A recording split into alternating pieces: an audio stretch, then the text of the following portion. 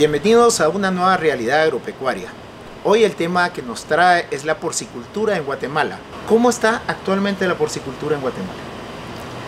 Pues buenos días a ustedes, buenos días a todos los personas que nos oyen en el programa y nos ven. La idea de darles una visión de la porcicultura en Guatemala es que se ha modernizado bastante. Hemos trabajado los porcicultores que nos reunimos en la Asociación de Porcicultores para que nos represente, y hemos cambiado bastante las técnicas de lo que era el cerdo de antes por el cerdo de ahora. Esto incluye diferente calidad en genética, diferente calidad en comercialización, diferente calidad en el tipo de carne que estamos produciendo, y hemos tratado de erradicar algunas enfermedades que el país tenía que hacían que no pudiéramos poner cerdos fuera de las fronteras de Guatemala, como es la fiebre porcina clásica. El potencial que tiene la porcicultura en Guatemala es grande. Somos el tercer país del mundo que consume menos carne de cerdo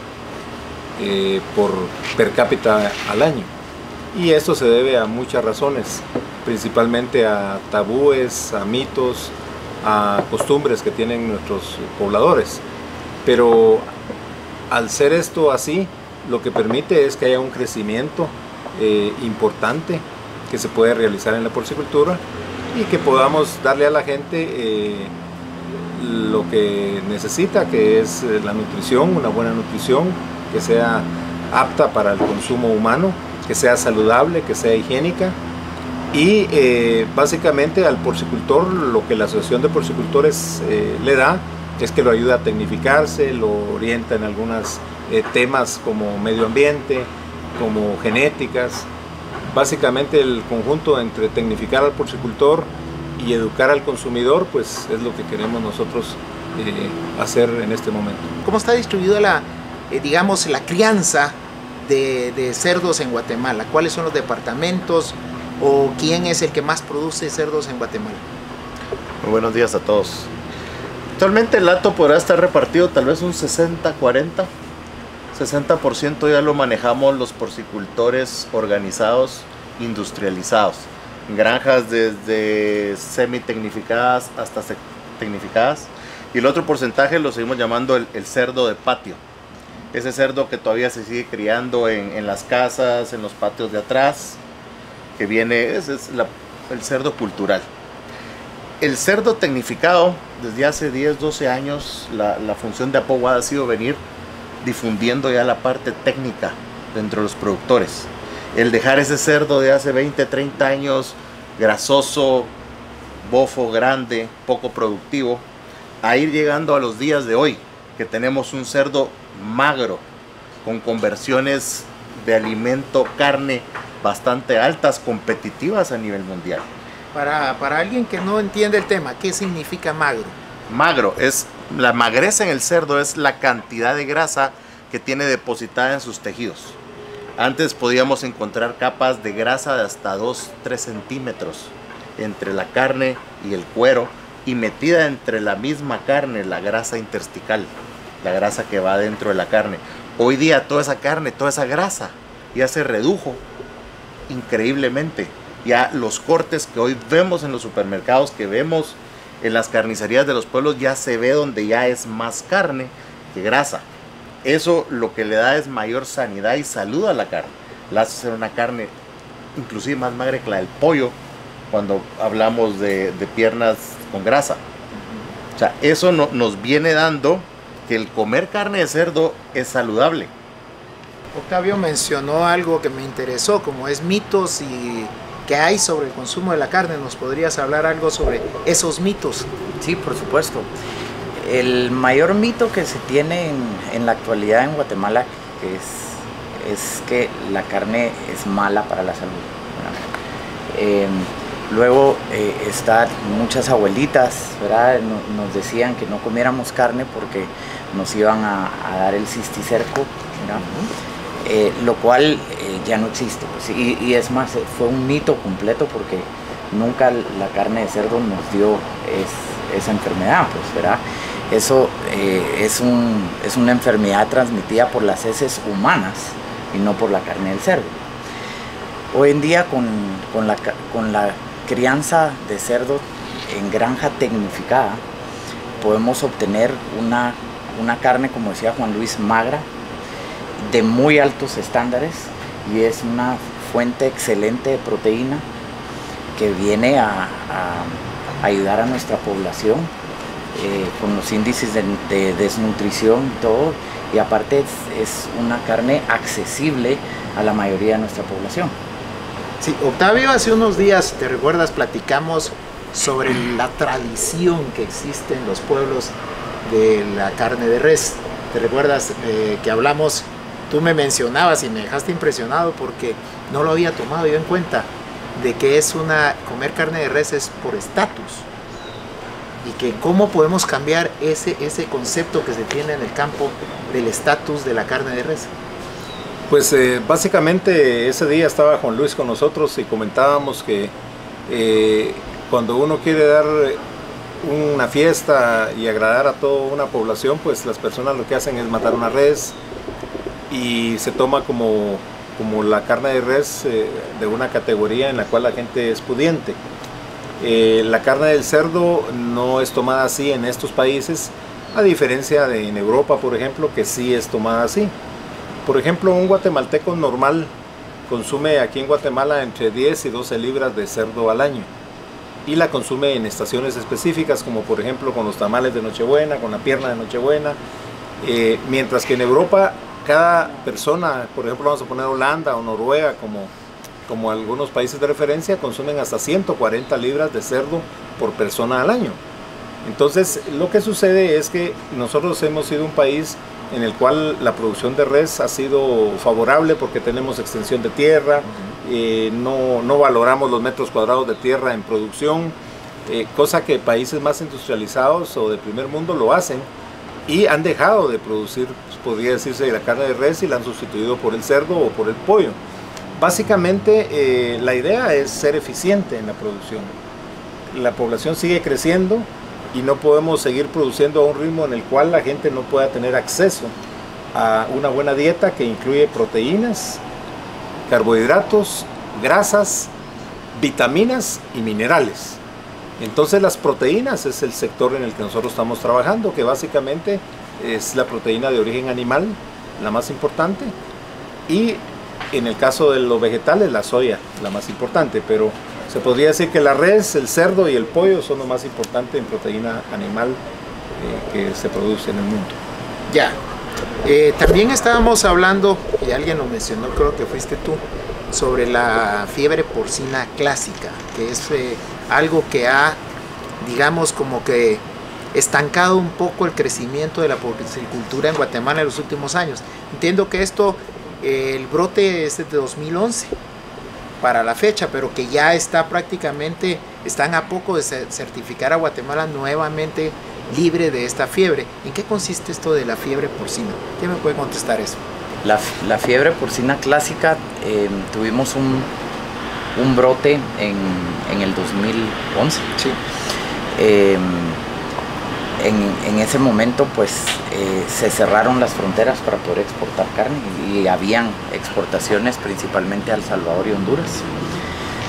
Y con esto pues las medidas fue vacunar todo el hato nacional. Emprendimos una campaña de vacunación a través de APOGUA con todas las granjas semi-tecnificadas y tecnificadas, ¿verdad? Podemos decir todo el sector privado, ¿verdad? Y el MAGA también hizo su parte vacunando a todo el cerdo de traspatio, ¿verdad? Todo el cerdo que crían en sus casas. Durante 3 años, ¿verdad? Mantuvimos la vacunación, y se dejó de vacunar el año pasado, y venimos cumpliendo todos los requisitos que nos han puesto las autoridades internacionales, ¿verdad? Como es OIRSA, que aparte de la vacunación tenemos que cumplir con los inventarios, tener al día todos los informes, estar haciendo análisis de laboratorios periódicos sobre el hato nacional para ver de que no haya una incidencia ni ningún otro brote. Y también tenemos que crear el Fondo Nacional Porcino, que ya está creado, ya tenemos creo que un mes, ¿verdad, Octavio?, de que ya fue aprobado. Y esto al final viene siendo un fondo que se puede usar para liquidar o para pagar un seguro, para pagar cualquier otra eventualidad que se tenga, ¿no? Ya. Muchos sectores agropecuarios hoy día en Guatemala, hablemos, ustedes pueden ver noticias avícola, hablemos del pollo, hablemos del tomate en el hortícola, de la cebolla en la hortícola, se está quejando de que está habiendo más contrabando de estos productos de México hacia Guatemala. Es un efecto que se ha venido dando más fuertemente en los últimos días por la devaluación del peso mexicano. Hoy con 2 pesos 15 creo que estaba la relación hacia un quetzal. Hace 2 años estábamos casi al 1 por 1. A ustedes como sector porcicultor, ¿cómo les está afectando también este problema que tienen otros gremios? Sí, el problema del contrabando es algo con lo que tenemos que luchar día a día, semana a semana, últimamente, a razón de este problema con el tipo de cambio mexicano. Realmente para el sector porcícola se ha vuelto en un problema. ¿Por qué? Porque nosotros hemos venido tecnificando, hemos venido mejorando nuestra genética, mejorando nuestras productividades, abriendo mercados, creando nuevas oportunidades para que los consumidores obtengan un producto de calidad, con cerdos que son criados desde su nacimiento hasta su destace en las condiciones más óptimas que podemos encontrar.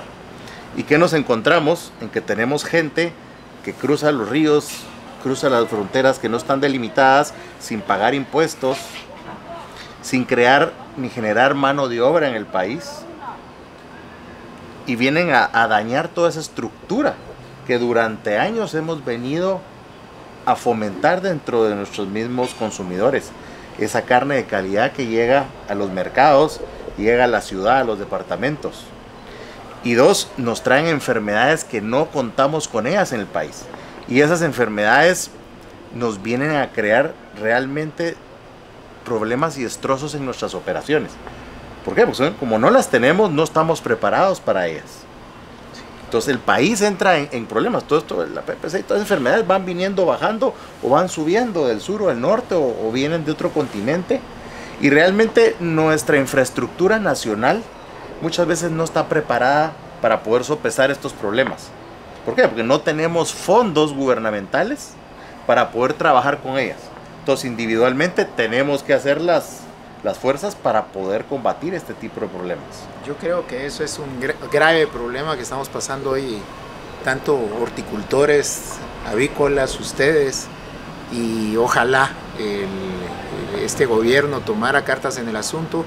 Ojalá las nuevas autoridades lo primero que hicieran fuera parar este contrabando que se está dando, que ya tiene años de estarse dando, y tenemos años de estarlo denunciando de una otra forma. ¿Qué esperaría Apogua, ustedes como asociados? ¿Qué esperarían al futuro, un futuro ideal de Guatemala en el consumo de carne porcina? ¿Octavio? Pues lo que nosotros esperaríamos es poder a corto plazo duplicar el consumo per cápita de carne, o sea, que la gente consumiera unas 20, 24 libras de carne al año, que fuéramos desarrollándonos poco a poco. Lo que para el contrabando pueden ser las leyes, pueden ser fronteras muy precisas, pero lo más importante es el dinero. Si las cosas valen menos en Guatemala que en México, pues el contrabando se va a parar automáticamente.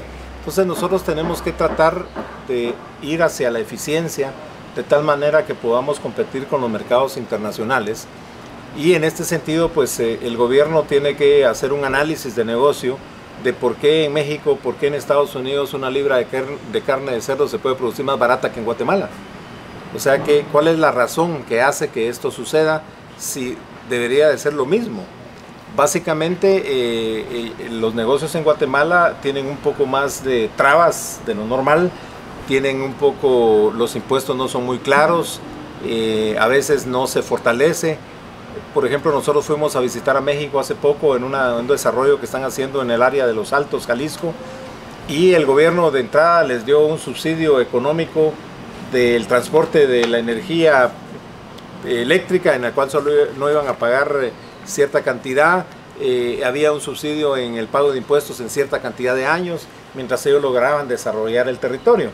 Cosa que aquí no nos sucede. Si yo pongo una finca en X lugar y no hay luz, pues yo tengo que ver cómo llego a la luz, y esa luz tiene un costo.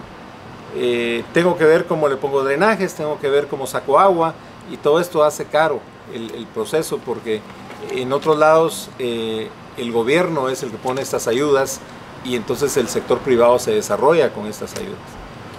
Para finalizar, ¿cómo invitarías a la gente a consumir más carne? ¿Por qué la gente debe consumir más carne de cerdo hoy en día? Bueno, estamos desarrollando una campaña incentivando el consumo de la carne de cerdo porque es rica, nutritiva, saludable y confiable.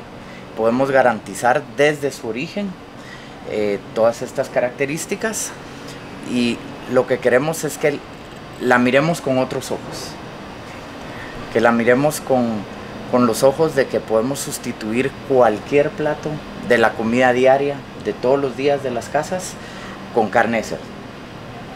Muy interesante. Entonces dejamos aquí esta realidad agropecuaria a todos aquellos que quieran entrar a este negocio de los cerdos tecnificadamente, pues los invitamos a que se aboquen a Apogua, y entonces ojalá en el próximo año tengamos muchos más criadores de cerdos tecnificados en Guatemala.